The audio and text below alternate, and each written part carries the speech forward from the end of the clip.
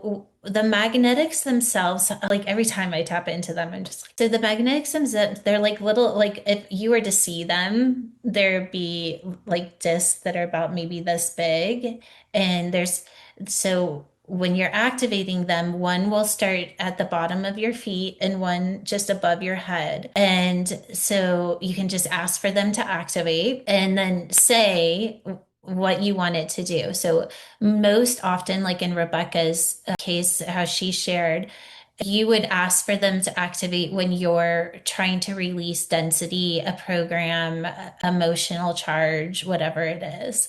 So you would ask them to activate, and what they do is they go into a repel position. So if you think about two magnets, when you're trying to force them together, they repel. So they move into a repelled position. And in the repelled position, it is literally doing that. It is pulling all of the particles that are in your body, but because they're repelling, it's something happens. And if you pay attention, the particles of your body start to really break up. It's almost as if they are getting lighter.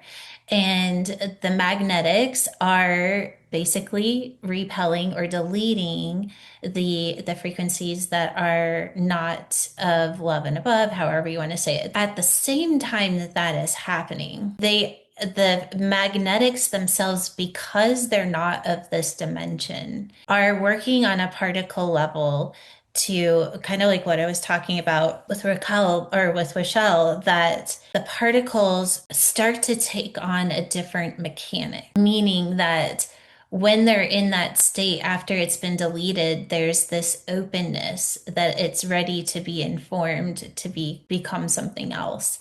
And so when you feel that the frequency has shifted or the density has left, then you'll just say, okay, now you're going to shift and move into the other position when the magnetics are pulling. So the magnets will turn, and now all of a sudden you have two magnetics that are pulling in.